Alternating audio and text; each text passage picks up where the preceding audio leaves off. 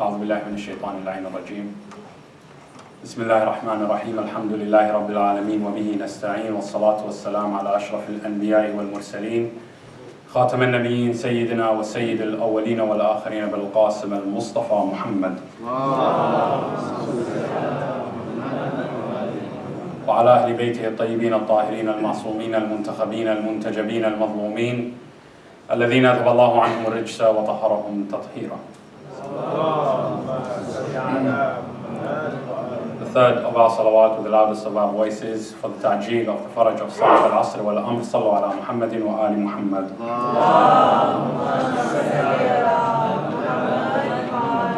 Abad, my respected brothers and sisters, my elders and learned scholars, Assalamu alaikum wa rahmatullahi wa barakatuh.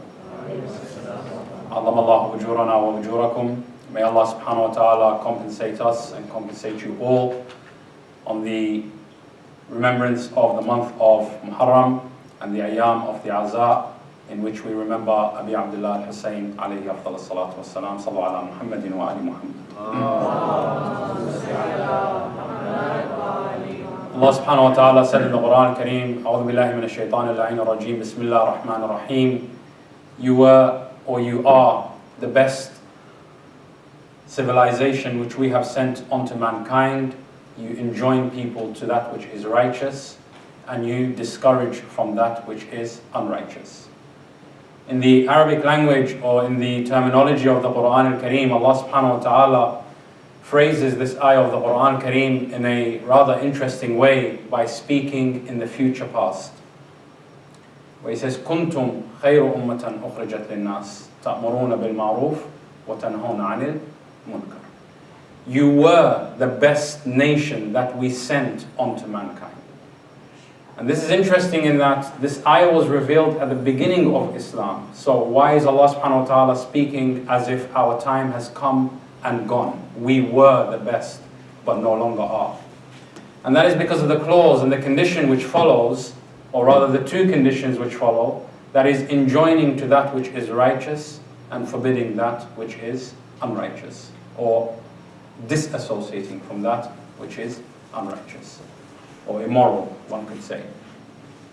And therefore we have to understand that Islam, being a continuation of all the divine messages that came before, is and will only be a good religion, or a religion that is beneficial to mankind, so long as we fulfill the two criteria, that is enjoining humanity towards that which is righteous and discouraging from that which is immoral, unrighteous, and what we can consider collectively as sin. When analyzing the ayat of the Quran al-Kareem, it is important to understand that Allah subhanahu wa ta'ala is not ignorant of the many different aspects that form human society. He understands that there are those who are atheists, and He understands that those who are believers in the idea that there is a higher being. And amongst those who believe in a higher being, Allah subhanahu wa ta'ala is also acutely aware that there are those who believe in Tawheed, and that God is one or unique. And there are others that believe God has different forms and may or may not have children, or may not have a partner in life, and so on and so forth. But there is an idea that there is a supreme being that is behind the design of this thing that we call life. At the same time, Allah subhanahu wa ta'ala understands that there are people who believe in Tawheed, but they only follow up to a particular chapter of the message, the completed life message. So some people will only follow as far as Judaism, while others believe that Isa ibn Maryam, Jesus the son of Mary, is a continuation of the same teachings of the Israelites, but it is now called Christianity. And then you have us, who are the Muslims, that believe in everything that Musa alayhi salam preached. And we also believe in everything that Jesus, son of Mary, preached. And we believe that Islam is the final chapter, the final episode of this narrative from Allah subhanahu wa ta'ala and the manual which we call life. And therefore, when we read the Quran al-Kareem, it's very important for us to understand who Allah subhanahu wa ta'ala is addressing. And in understanding whom He's addressing, we can understand how much of it is reflecting upon us, and how much of it is asking us to inform others. For example, Surah Jum'ah, we recite it, alhamdulillah, for those who make Salat Jum'ah, we recite Surah Jum'ah every Friday. And Surah Jum'ah begins with the concept that Allah subhanahu wa ta'ala is glorifying Himself for sending messengers who guide us, so that, He doesn't become blameworthy for us going astray. Nor do we then have an argument and say, well, why didn't you tell us this was right and this was wrong? God told us everything. Some people today, smokers, right over here, when you buy cigarettes, for example, or vaping, right? It always comes with a warning. This may give you cancer. This may affect your health. If it's not there, there is a liability case now. Someone who has cancer will turn around and sue, all these different companies, Juul and whoever it may be. We have ground to say, well, we were misinformed. Likewise, the Bible, the Quran, the Torah, these are God's warnings that, hey, what you're about to do may cause consequences either to you as an individual, or to your community respectively, or to humanity as a whole. In Surah Jum'ah, Allah subhanahu wa ta'ala praises Himself for sending messengers to act as these labels of warning. But interestingly, within this same chapter, where it is talking about divinity and God, you would think that God would address all of humanity, because He is the one who made all of us, right? But it's not. It actually only addresses two communities in Surah Al-Jum'ah. It addresses the elites amongst the Jewish community, or rather the Israelite community. It only addresses the elites amongst that community, the rabbis and the priests. And it says, if you truly believe that you are the closest to God, why are you so much, grounded within earth? Why don't you want to return to Him if you believe that paradise is truly yours? And then it addresses the Muslim community, specifically those who claim to believe, and asks them equally a similar question. If you truly believe that Muhammad sallallahu alayhi wa alihi wa sallam, sallallahu alayhi Mustafa Muhammad, if you truly believe that this prophet is the messenger of God, why is it when he's speaking on Salat al-Jum'ah, you abandon him and run to the trade caravans? Allah concludes the surah by saying, Bismillah ar-Rahman ar-Rahim. And when they see a trade caravan or they hear any form of entertainment, infadhu ilayha, they left the masjid completely empty and they ran to it. And that's not all. وَتَرَكُوكَ قَائِمًا, and they left you standing there mid-speech and they abandoned you. Right? So now this particular ayah, when I'm reading the Quran al-Kareem, I can't walk around and try to apply this to every human being that I meet, because it tells me that it's only speaking to specific communities. When Allah subhanahu wa ta'ala is talking about Islam, or the final message, as being the best on the criteria that it enjoins good and forbids evil, the interesting thing is that Allah didn't say you are the best for enjoining good in the Muslim community and forbidding evil in the Muslim community. No. تَأْمُرُونَ بِالْمَعْرُوفِ وَتَنْهَوْنَ عَنِ الْمُنْكَرِ.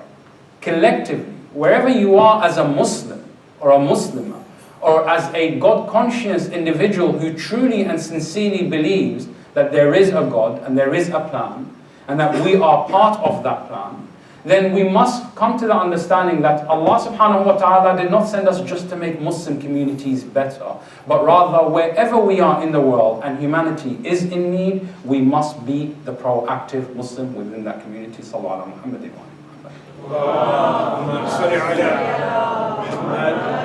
And therefore, the moment we become stagnant as a community and we abandon this amr bil ma'ruf and nahy al munkar, this enjoining good and forbidding evil, the moment we stop being that, we become redundant Muslims. What do I mean by that? You can be a redundant student. Yes, you join university. Yes, you are paying your fees. Yes, you are in the classroom. When the register is called out or the attendance sheet is called out, yes, you were present, your name is marked. But come the day of graduation, after the 3-4 years you spent in the academic institute, by the time you graduate, if you really were not following the guidelines, then you were not really a student. Yes, you were enlisted, but you wasn't a student because you didn't study. And therefore on graduation, your time and all that ID which you had, that you carried around, which associated you to this particular institute, will be null and void. Likewise, as a Muslim community, yes, we may be born Muslim, we may come to Islam through interaction with friends, through readings, through wherever it may be, we may come to Islam. But if we just become stagnant and don't actually enjoin good and forbid evil, then we become basically just as a student who is attending. Their name is Muslim, their identity in the way that they dress, they are Muslim, they are associated with the masjid, but what happens after the masjid, when it comes to graduation. And inshallah, when we graduate from these 10 nights of dhikr of Abu Abdullah Hussain alayhi salamullah and the tragedies which befell the Prophet's family in this holy month, we can graduate as people that are more God conscious in our duty towards our fellow human being, in enjoining that which is righteous and forbidding that which is corrupt or immoral. Sallallahu ala Muhammadin wa ali Muhammad.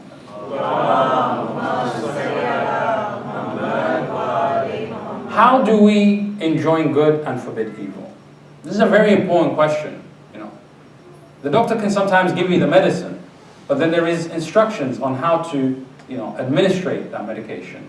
For example, ibuprofen, you take 800 milligrams X amount of times in a day, but then you have, other pills, which is once a day, and it has to be with a meal. Another one says, no, it has to be on an empty stomach. So just because we know that there is a remedy, do we know the application of that remedy? And just as medication, if you misuse the remedy, now you create more side effects that could be more damaging and more damning than the actual ailment itself.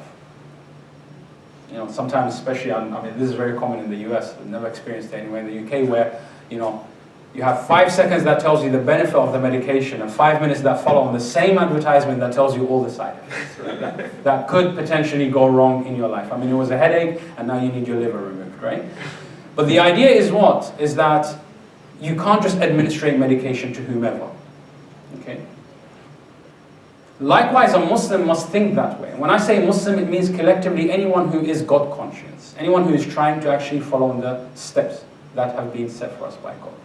So first of all, we need to understand that, yes, okay, I understand that Amr bil Ma'ruf, enjoining good, is a remedy for humanity's ailments, and discouraging that which is immoral is also a remedy. But now what do I do with that? Do I become like, without being political, but do I become like the mullahs in Saudi Arabia who walk around with a stick in their hand quite literally, and if they see you do something wrong, they walk up to you and start hitting you and tell you that it's wrong? What we call the haram police, right? Is that how you do Amr bil Ma'ruf and Nahy al Munkar?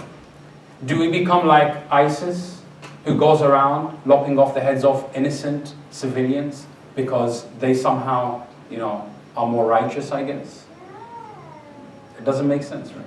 So how do we then apply this Amr bil Ma'ruf and Nahy al Munkar? How do I discourage people from how do I prevent evil from taking place?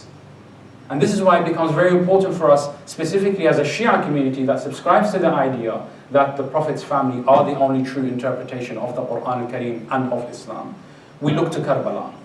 And we see how is it that Imam al-Hussain alayhi salamullah, who in his own hand penned a letter to his brother, Muhammad ibn Hanafiya, saying that I only intend to do one thing and one thing only. I know I will be killed. I know that by the time I reach Karbala, my head will be severed. My body will be trampled beneath the hooves of the horses.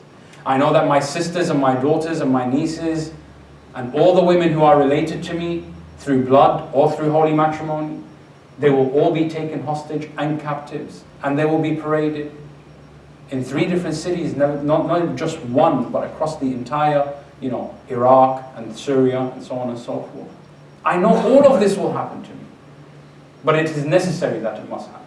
Because Amr bil Ma'ruf and Nahy al Munkar requires sacrifice. The Imam could have turned around and used the pretext of what will happen to him in Karbala as justification to radicalize the masses. And mind you, when Imam al-Hussain left Mecca towards Karbala, he had some 14,000 soldiers that came to him and said, we are ready to go and fight with you. And the Imam continued to dissuade them one by one until he was left with only 72. And on the night preceding the massacre of Karbala, we are familiar with the story that the Imam tells them to extinguish all the lanterns and says to those 72 companions who are majority elderly and young, there's very little that you find in their teens or in their 20s and 30s. The Imam alayhi salamullah even then extinguishes all the lights and says to them, look, you can leave me. Take this night as a caravan and travel. I won't see you and you won't see me. Don't feel ashamed of abandoning me at this moment in time. Many before you have abandoned me, 14,000 have abandoned me throughout the journey, and only you stayed. Don't feel obligated that I'm going to be left alone. And if you feel ashamed that people may turn around and say, why did you abandon God's emissary on earth? Take with you some of my family members and tell the people that his own family abandoned him. He was always trying to find justification. And what am I trying to say here? Is that there is absolutely no example that we have in the lives of the Ahlul Bayt alayhim salamullah, under the pretext of doing righteousness, that they force anybody to join. If you want to join the righteous caravan of Imam Hussain alayhi salamullah, and if you are sincerely a person who believes in doing good, whether it be in this local community or the wider community, for humanity, whatever it is that you may wish to involve yourself in, it must come from within. You must volunteer your services. Do not wait for community leaders to come and ask you to join. Do not wait for mailing lists. If you truly believe that there is good to be done, then you must volunteer yourself, as the 72 companions of Imam Hussain alayhi salamullah did. They were not forced under duress, nor emotional blackmail. Nor did the Imam say to them, I'm going to be left alone, I don't have anybody else, do me a favor for the sake of X, Y, and Z. No. As a matter of fact, the Imam was trying to find every avenue for people to leave him, so that nobody may feel burdened to stay by his side. And this is very important, inshallah, as we will discuss more about this particular issue over the coming nights, in that the selection process, when you want to do God's work, it's not about numbers, it's about quality. It's all about quality. Right? Jesus had 12 disciples. The world is some 7 billion today. Right? A third follows the teachings of Jesus. He didn't have, an entire government at the time. He never had a government. Isa ibn Maryam alayhi salam, Allah mentioned in the Quran, never had a government. He only had 12 disciples. And it's, when we read the history, it only took these 12 to spread the message. From a small place in the Middle East now to, all over the world. Wherever you go, his name is mentioned. Likewise, Imam Hussain alayhi salam didn't care about numbers. It was about quality. It's not quantity.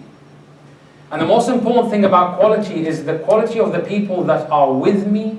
They should believe in the values that I believe in. This is what Imam Hussain wanted. I don't want someone to come like ISIS and say, to save Islam, I'm going to cut somebody's head off. Imam said, no, we're not going to be violent. We're going there to prove that these values actually can work without the use of violence. And when we see Imam Hussain alayhi salamullah leaving for Karbala, he says, I'm only going to do Amr bil Ma'ruf and Nahy al Munkar. Because without these two values of enjoining that which is righteousness and forbidding that which is evil, nothing else matters. No matter how much I pray in my life, and no matter how much charity I give in my life, if I see injustice manifesting itself before me, and I do not do anything today to stop that injustice, be it vocally, or be it by petitioning, or be it by raising my voice for those who do not have a voice, then my prayers are none. Because Allah subhanahu wa ta'ala says in the Quran Kareem, Bismillah ar-Rahman ar-Rahim, Inna Allah ghaniyun 'anil ibad. God is self-sufficient. He doesn't need me to fast, and He doesn't need me to pray, and He doesn't need me to come to the mosque. I need these things that I may be able to find out what God wants from me. It's for me to communicate with Him. Whereas He Himself, and again I keep saying here, I'm very conscious that God is neither male or female. Let's just get that straight. But it's just the, I guess the terminology. Right? Allah subhanahu wa ta'ala, He doesn't need my prayers. And He doesn't need my fasting. And He doesn't need anything else. What He needs from me is to be a good and righteous person. If I prayed all my life and I see that somebody is about to be oppressed in my presence, what do I say to that person? You continue to be oppressed, I'm going to go to mosque and pray for your salvation. It doesn't work that way. And Imam Hussain alayhi salam showed us that change is a difficult road. It's not one that is easily taken. And when you embark on it, you should know that the difficulties that will come before you. You should be aware of these things. So nobody should be, thinking that I'm going to join and try and make change and it's going to happen overnight. No, it is a difficult process. Imam Hussain alayhi salam knew very well what will happen to him and his family in Karbala. But the sincerity that they had and the desire to see change manifest itself was greater than the fear of death. Sallallahu Muhammadin wa ali Muhammad.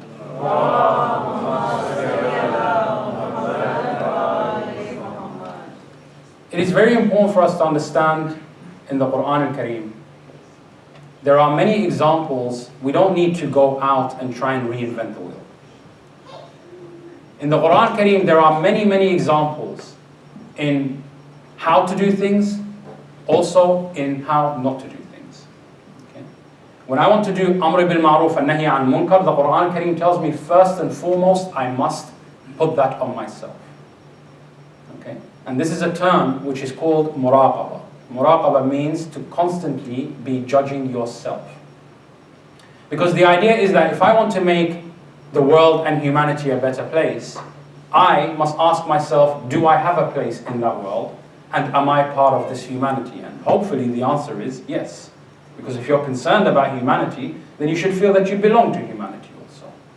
And therefore, since I am part of humanity and I am part of this, greater community that I'm trying to make better, I must also ask myself, am I better? Have I worked on myself first? Because how can I encourage others to become good and to enjoy righteousness in others if I am not enjoying it on myself? And how can I expect others to abandon evil ways if I myself have not abandoned them? And therefore the Quran Kareem calls us to be always conscious of our own actions. And the ayat are too many to reference, but if we want to, we can just go and do a quick Google search and you will find, for example, Allah subhanahu wa ta'ala says in the Quran Kareem, Bismillah ar-Rahman ar-Rahim, O you who believe. And again, it's interesting. He didn't say, O mankind. He didn't say, O the Jewish community, or the Christian community, or the Muslim community. O you who believe. If you believe in God, and you believe in doing good, then this is God talking to you. O you who believe, safeguard yourselves and your family from a fire, meaning the fire of hell. He didn't say go out and do righteousness work immediately. No, there are stages. It begins with self. O you who believe, safeguard yourselves, and then who? Then your families. Unfortunately, sometimes we fall into this trap where we neglect our family, we neglect our partners, we neglect our children, we neglect our parents, we neglect our relatives, under the pretext of, but I'm doing God's work. I must travel to do God's work. I can't be home to take care of these things. Get somebody else to fix the light. I can't do that. What example am I now setting for the future generation, which, guess what, is also part of humanity? So therefore we are like trying to save ourselves from drowning, but at the same time we ourselves are swimming in that ocean. We want to save others, but we must also save ourselves. Kind of like when you're traveling, and they give you that demonstration, which hopefully we never need to experience in our lives, these masks that just drop out of the airplane, when cabin pressure drops. What is the first thing that they tell us? Put on your own mask, and then help the one next to you. Because if I'm not putting on that mask and I'm not breathing, I'm not going to be around for very much longer to help anybody else, correct? Likewise, if I'm trying to do God's work and I'm trying to save people and I'm trying to save everyone around me, first work on yourself. And once you've worked on yourself, then help those who are around you. And once you're able to help those who are around you, then you start to kind of grow that circle bigger and bigger and bigger. And it's very important that we keep this in mind, because in Karbala, Imam Hussain alayhi salamullah did take his family with him. And he took companions with him. And again, not against any of their wills, but it was that the whole family believed collectively, and the entire circle of friends believed collectively in the good that the Imam is about to do. So therefore, if I want to do that which is good, be a good salesperson. Sell it to yourself, and then sell it to your family. Because that is the best support group you will be able to have. If I'm going out to do God's work, I shouldn't need to go and bother somebody else's kids to come and help me. If I have kids of my own, I should first start working with them and encouraging them to be in the same line of work that I'm doing, which is helping to do God's work on God's earth. Right? Sallallahu alaihi Muhammad.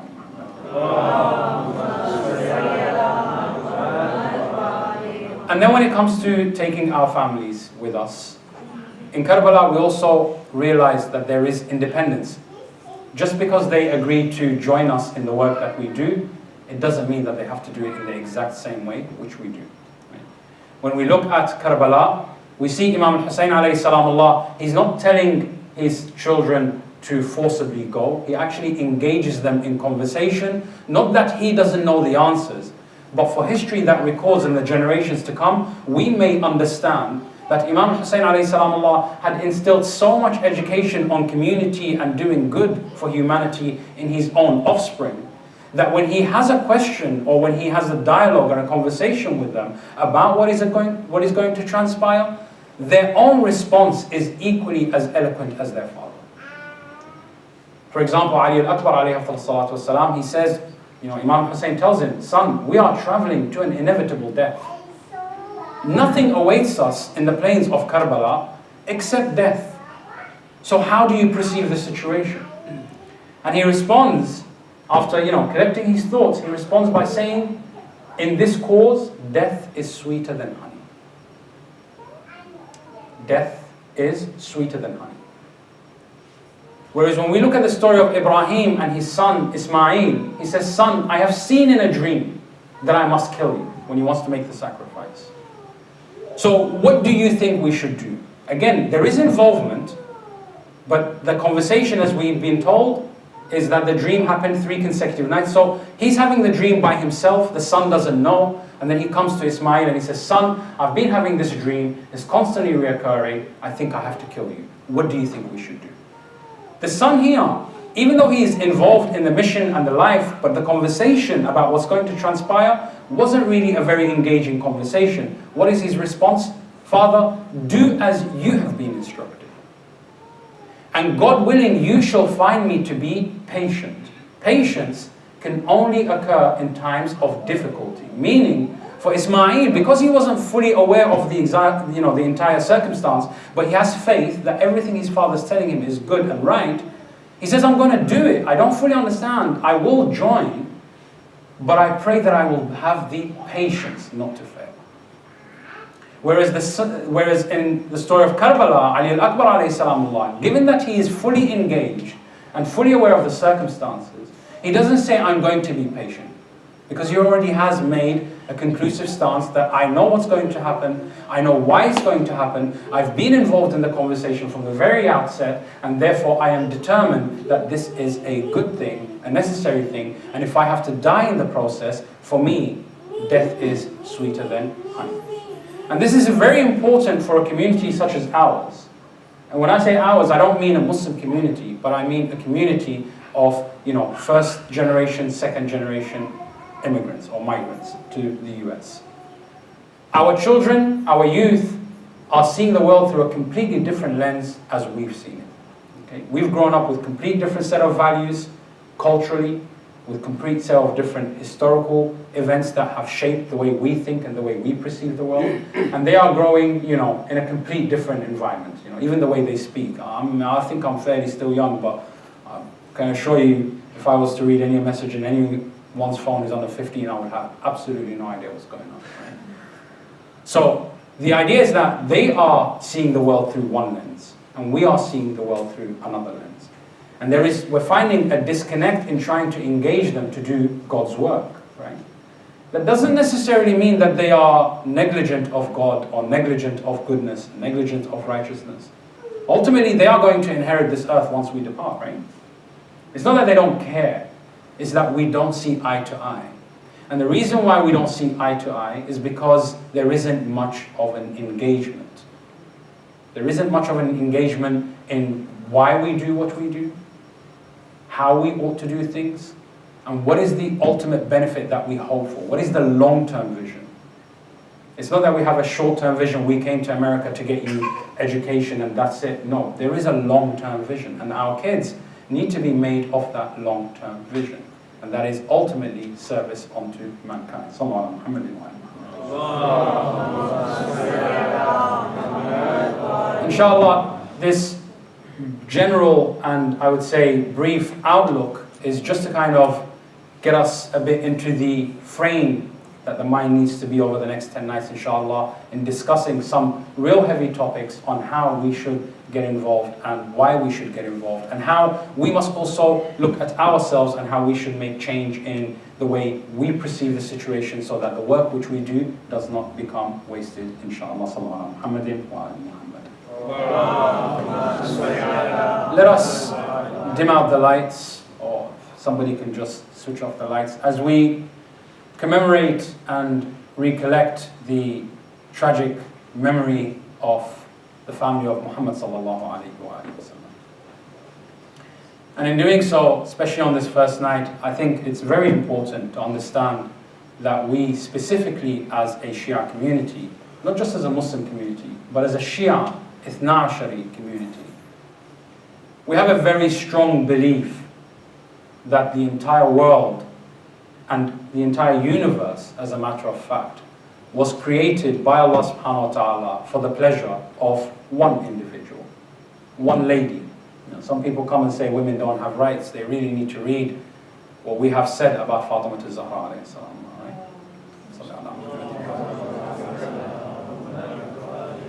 And therefore, in our belief that this entire world was made for her, we also believe that we, as a Shia community, without a shadow of a doubt, in our yaqeen, we were made for her also. There is a tradition in that during the lifetime of Prophet Muhammad sallallahu alaihi wasallam, he strongly encouraged his community. And remember, we're talking about a barbaric community. We're talking about Arabian society at a time where it buries its daughters simply for being female, yes? And here comes a prophet who says that the very child which you buried beneath your feet, heaven is under her feet, right? Al-Jannatu, where is heaven? It's at the feet of a mother. And Rasulullah came and completely reformed the mentality of how a woman is supposed to be perceived. And more than that, he emphasized this love for our children, for kith and kin, which again was something today we take for granted.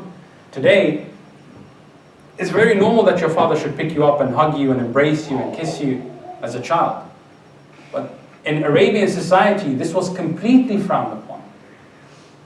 Whenever Rasulullah sallallahu alaihi wasallam used to pick up his grandchildren, Al-Hassan and Hussain, and he used to kiss them, people used to make mockery of him. Some of his own companions would ask him, why do you spoil these children? They're just children.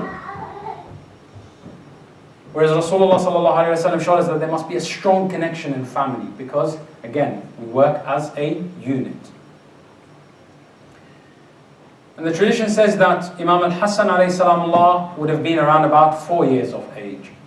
And Imam Al-Hussain would have been around about the age of 3. And when Prophet Muhammad sallallahu alaihi wasallam comes home, as children and grandchildren do, they run immediately when the door opens. They run towards their father, their grandfather, their mother, their grandmother.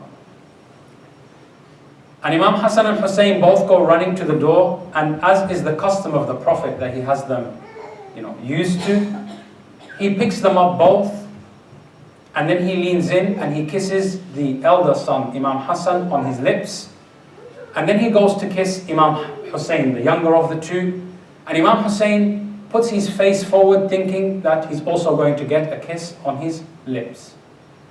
But the Prophet slightly moves his face and he kisses him on the neck. Imam Hussain alayhi salamullah for the very first time notices that the Prophet has treated him differently to his brother Imam Hassan.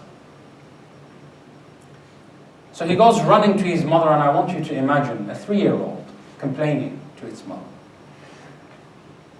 He runs to his mother and he's crying, and she says to him, "Son, what has befallen you?" He says to her, "Mother, today my grandfather for the very first time made a difference in how he treats me and my brother. And I am worried that I have upset him in something, but I don't know what I have done. Or it could be that he smelt my breath, and my breath must smell bad, because he moved me and he kissed my neck." As a mother, Fatima Zahra is somewhat upset by this. So she takes her 2 children, 4 and 3 years old, Hassan and Hussain, and she enters the room where her father, Prophet Muhammad, is seated, and he's sitting there with her husband, Imam Ali. And as she walks in, she notices that both of them are weeping, as if somebody has just passed away. While she herself is weeping because she feels that there is mistreatment of her kids. So she asks her father, Rasulullah, she says, "Oh father, you brought this religion which says do not discriminate between your children and do not treat them differently and treat them alike. If you do good with one, do good with all. So then why have you differentiated between my two sons when you take them as your own sons?" And this is when Rasulullah ﷺ begins to weep even more and more. And he says to her, "O Fatima, I weep because as I was about to enter this home of yours, the Archangel Gabriel descended upon me. And when he descended upon me, he was in a state that I have not seen him before." Right? What is the state that the Archangel descends upon Muhammad sallallahu alaihi wasallam? His majestic wings did not look so majestic anymore. They were lowered in a state of one who is in mourning. And his hair was lowered as if he was in mourning. And he was covered in sand. And Rasulullah asked him, "Where have you been that you are covered in sand?" And he looks at the Prophet and he says, "I have just returned from the plains of Karbala. And the sand which you see on my wings is the sand that I picked up and poured over myself for when God told me what will take place in this land." So the Prophet asks him, he says to him, "O Jibreel, tell me, and what will take place in this land?" He says to him, "In this land will be the killing of your offspring." Yes. By whom? By Christians? No. By Jews? No. By the same radicals that call themselves ISIS today. It was Muslims or radicals who killed the Prophet's own family. Yes. So the Prophet tells Fatima, he says to her, "Oh Fatima, I am weeping because my own nation will kill my family. As for my son Hassan, the Archangel Gabriel told me he will die through poison. So I kissed the lips which will drink the poison. And as for my son Imam Hussain, I was told that his head would be severed in a barbaric way from one artery to the next, from one jugular vein to the next jugular vein. And for this reason, I kissed the neck which will have the wound of that sword." Yes. Fatima Zahra alayhi salam begins to weep and she says, "Father, how can your own community do this to your own family when you are still here?" And then he begins to tell her that it will be in a time where he would have departed the world. And Fatima herself would have departed the world. And Ali would depart the world. And Hassan will depart the world. And Hussain will be left alone in the plains of Karbala without anyone. And when he tells her that he will be without burial for 3 days, this is when she asks the question, and mu'mineen and mu'minat, this is for us. She says, "Father, if my son will be left on the plains for 3 days without a burial, and without a shroud, and without a mourning ceremony, then who will remember him? Who will commemorate him in his tragedies? Who will mourn for the loss of my son?" He says, "Allah has made for him a community that will never ever forget the tragedy of Karbala." Yes? How long has it been? 1400 years through persecution. Even today, right now, when you go home, I guarantee you if you put on the TV and you look at news in Iraq or Pakistan or anywhere where there is a Shia congregation in the Middle East, you will hear that some of our brethren have fallen on this night simply for holding a congregation such as this congregation. So he tells her, he says, Allah has made a community that will forever mourn Imam al-Hussain alayhi salamullah, even though they will be persecuted wherever they go in the world by the same people who killed my son Imam al-Hussain alayhi salamullah. And they will not be rewarded in this lifetime. So Fatima Zahra alayhi salamullah, she says, "Father, if God has made this community to mourn my son, and they are going to mourn my son, who is also your son, and nobody is going to thank them, how are you going to thank them? What will you do for this community?" And it is in this tradition that we are told the Holy Prophet Muhammad sallallahu alaihi wasallam says, "I swear by he who sent me with truth as a messenger, they shall be the first to attain my intercession on the day of reckoning." Imam Ali ibn Abi Talib says, "I swear they shall be the first to drink from the pool of Kawthar." Fatima Zahra says, I will not enter paradise until the first and the last who has mourned for my son enters paradise before me. Imam Hassan al-Mujtaba alayhi salam Allah says, I will be the one who takes them to cross the bridge over hell and cause them to enter paradise. Imam al-Hussain alayhi salam Allah is 3 years of age. The tradition says he was sitting in the corner of the room, weeping when he heard what will happen to you and I, to the Shia community. His head was on his knees, yes, he was bowing down and his eyes were overflowing with tears. Fatima Zahra says, Aba Abdullah, these people will only die because they love you, no other sin. How will you then repay them? He says, Man zarani zurtu, whoever visits my grave, I will visit them in their grave. And whoever mourns me in a congregation, I will be the first to attend their funeral in spirit, and I will ensure that I also will weep over them. We ask Allah subhanahu wa ta'ala to accept from us what we do in this congregation of majalis, of reliving and remembering not only the sorrows of the Ahlul Bayt alayhim salamullah, but also the values which they have instilled in us, that we may go forward and do and continue their work in the name of Allah subhanahu wa ta'ala and in the name of humanity, for peace and prosperity for each and every one of us. For our marhumeen and for your marhumeen and for the marhumeen of those who, especially the volunteers, let us give them the gift of Surah Al-Mubarak Al-Fatiha ma salati ala Muhammad wa ala Muhammad.